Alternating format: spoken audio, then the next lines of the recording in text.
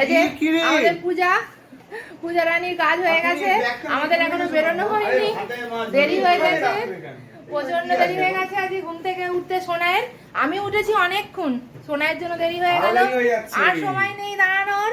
চলো by Puja, by, আসছি। দেখে তোমার ভিডিও কজন দেখে আমি বলছি বলে দেবো যে সোনাই সকাল সকাল ঘুম থেকে উঠতে পারে না, সকালের পড়াগুলো কেন রেখেছে, তাতে পড়াশোনা বন্ধ করে বাড়িতে বসিয়ে রাখা উচিত। তো বলছে যে বলকে যাও তোমার ভিডিও কজন দেখে।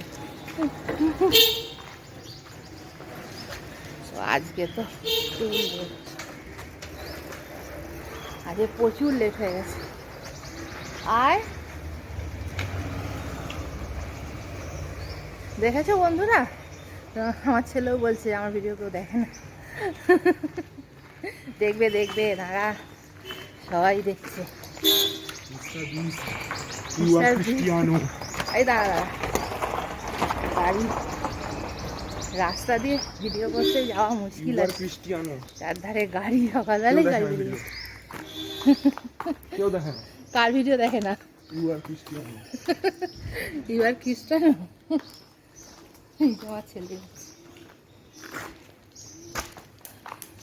তো চলো আর কথা বাড়িয়ে লাভ নেই, তোমাদের গুড মর্নিংটাই জানানো হয়নি তাড়াতাড়ির মধ্যে। গুড মর্নিং জানিয়ে এখন ভিডিওটা একটু বন্ধ করছি, আবার পরে দেখাচ্ছি। এটাও ভালো, এটা ভিডিও করে নি, ভিডিও ফটো সবই তোলা হচ্ছে। কোথায় করছি, হাতটা হাঁটছি না সেই জন্য হচ্ছে না। সোনাই আর আমি আলাদা বসেছি, সোনাই ওদিককার জেন্টস সিটে বসেছে, আমি এদিককার লেডিস সিটে বসে আছি। সোনাই এদিকে জানলার দিকে তাকিয়ে তাকিয়ে দেখো সব দৃশ্য দেখছে। রাস্তায় ভীষণই যানজট হয়েছে, কি আর বলবো বন্ধুরা, রাস্তায় প্রচুর জ্যাম হয়ে গেছে।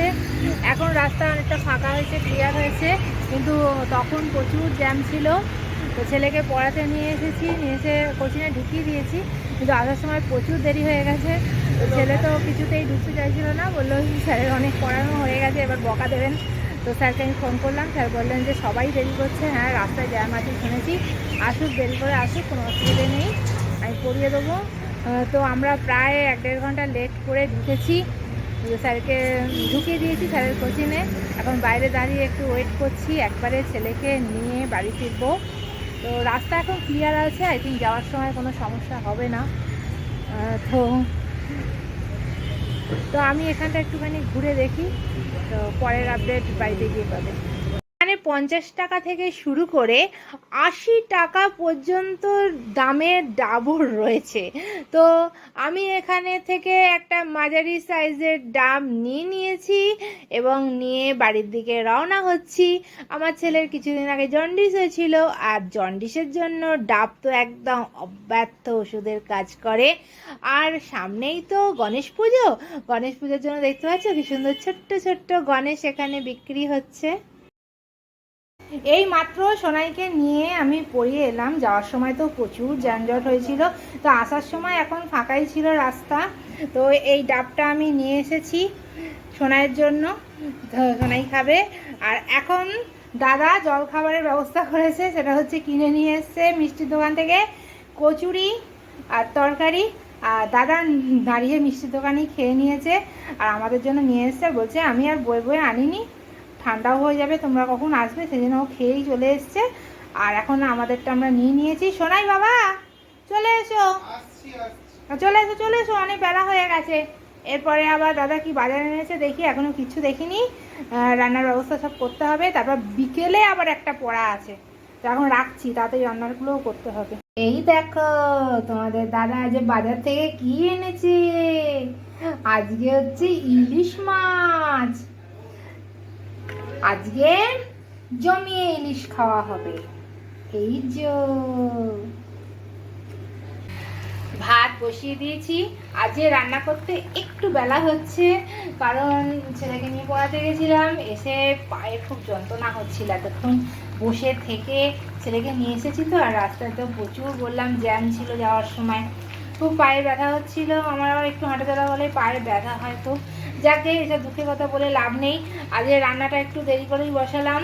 আবার ছেলে আরেকটা পড়তে যাবে, সেটার জন্য তাড়াতাড়ি করে রান্নাটা করেও ফেলতে হবে আমাকে, যতই বেলায় করো না কেন। ভাত বসিয়েছি, আর এটা হচ্ছে বাঁধাকপি মাছের মাথা দিয়ে, ইলিশ মাছ এনেছে দেখালাম তখন, ইলিশ মাছের মাথাটা দিয়ে দুটো মাথা মানে হ্যাঁ দুটো মাছ এনেছে, তো দুটো মাছের দুটো মাথা আছে। তো মাছের সাইজটা একটু ছোট, সেই জন্য দুটো মাছ নিয়েছে। দুটো মাছের দুটো মাথা আছে, দুটো লেজা আছে, সব কিছু আছে। তা দুটো মাথা দিয়ে এইভাবে বাঁধাকপির তরকারিটা, বাঁধাকপিটা খুবই ছোট সাইজ একটা বাঁধাকপি ছিল, তো এবেলার মতন হয়ে যাবে আমাদের।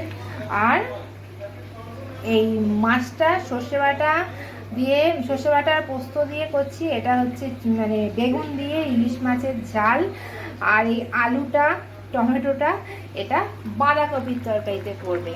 আর যে এটা মাছের মাথাটা বাঁধাকপি দেওয়া হবে, বাদ বাকিটা সব হবে সর্ষে দিয়ে বেগুন দিয়ে একটা ঝাল ঝাল তরকারি, প্রায় 10টা লঙ্কা দিয়ে ঝাল ঝাল ইলিশ মাছ।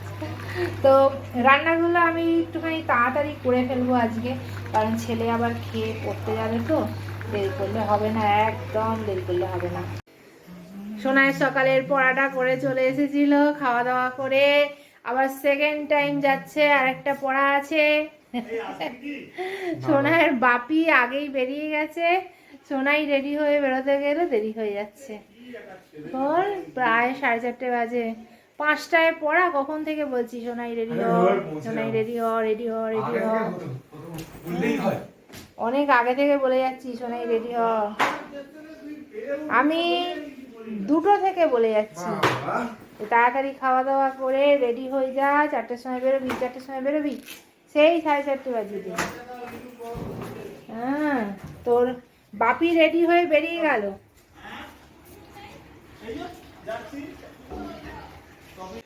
সন্ধে হয়ে গেছে, ঠাকুরকে সন্ধেটা দেখিয়ে নিয়ে তারপরে তোমাদের সাথে কথা বলছি। হরে কৃষ্ণ কৃষ্ণ কৃষ্ণ হরে হরে, হরে রাম রাম রাম হরে হরে, হরে কৃষ্ণ কৃষ্ণ কৃষ্ণ হরে হরে। সোনাই ওর বাবার সঙ্গে পড়তে চলে গেছে, আর যাওয়ার আগে ডাবটা খেয়ে গেছে।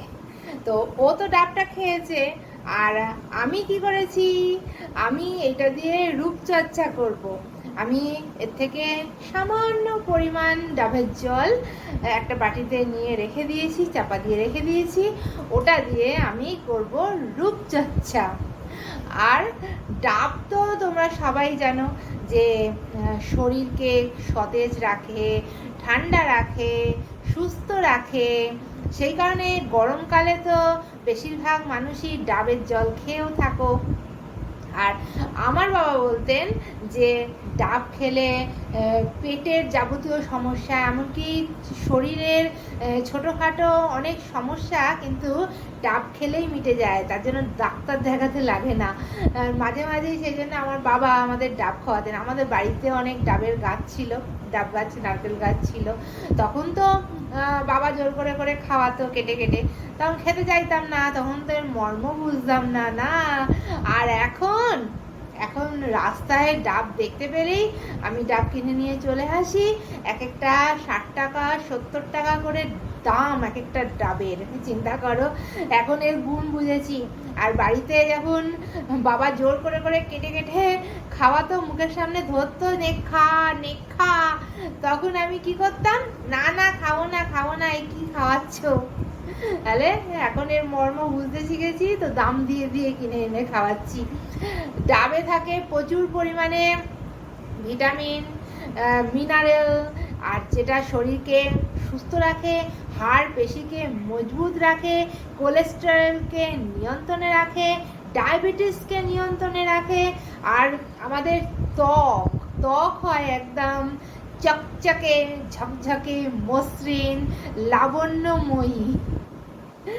আর আমি যেটা করি, এই ডাবের জলটা আমার ফেসে অ্যাপ্লাই করি, রাত্রের দিকে করি, আর সকালের দিকে তো ডাব খাওয়া হয় না, ডাব তো সাধারণত দুপুরবেলায় খাওয়া হয়। সেই জন্য আমি একটুখানি জল রেখে দিই, হয় সন্ধেবেলা একটুখানি অ্যাপ্লাই করে নিই, নাহলে রাত্রিবেলা শোয়ার আগে একটুখানি ভালো করে ম্যাসেজ করে নিই ডাবের জল দিয়ে।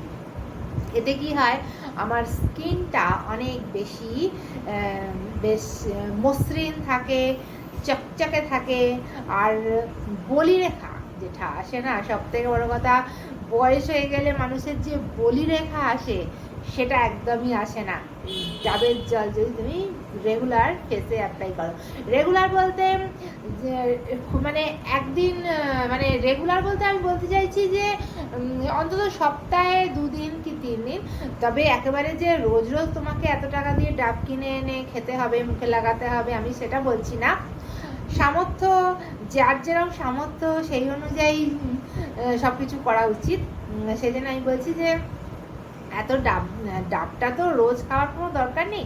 যেদিন যেদিন তুমি ডাবটা খাবে সেদিন সেদিন তুমি তোমার রূপচর্চা করে নেবে। আমিও তো তাই করি, আমি যেদিন যেদিন ডাব আনিয়ে খাই সেদিন সেদিনই আমি আমার ফেসে এটাকে অ্যাপ্লাই করি। এটাকে যে রোজ রোজ অ্যাপ্লাই করতে হবে এমন কোনো ব্যাপার নেই। তো আজকে আমি এনেছিলাম, তো আজকেও আমি এটাকে অ্যাপ্লাই করব, করে আমার রূপচর্চা করে আমি সুন্দরী হয়ে যাব। আমি কিন্তু ডাবের থেকেও ডাবের ভেতরে যে শাঁস থাকে সেটা খেতে বেশি ভালোবাসি। তো সোনাই তো এই ডাবের জলটা খেয়ে পড়তে চলে গেল, আর ওর বাবা ওর সঙ্গে গেল। তো যাওয়ার আগে আমি বললাম বারবার যে এই ডাবটা কেটে দিয়ে যাও, এটার ভেতরে শাঁস আছে, এটা আমি খাবো, এটা আমি ভীষণ ভালোবাসি। তো শুনলো না কথা, চলে গেল ছেলেকে নিয়ে পড়াতে। এবার আসুক, আসার পর এটাকে দিয়ে আবার কাটাবো, আমি এটা দা দিয়ে কাটাবো। তো বলবো কেটে দাও, এর ভেতরে শাঁস আছে, এটা আমি খাবো, এটা খেতে আমি বেশি ভালোবাসি। এর ভেতরে হিন্দি থেকে বলে মালাই, ডাবের মালাই, আমরা ডাবের শাঁস বলি। তো আমার মতন ডাবের শাঁস খেতে তোমরা কে কে ভালোবাসো কমেন্ট করে জানাও, কমেন্ট করে জানাও। তো দাদা আসুক, তারপরে এটাকে কাটিয়ে ডাবের শাঁসটা আমি খাবো। তো আজকের মতো ভিডিওটা আমি এখানেই শেষ করছি। ভালো থেকো, সুস্থ থেকো, বাই।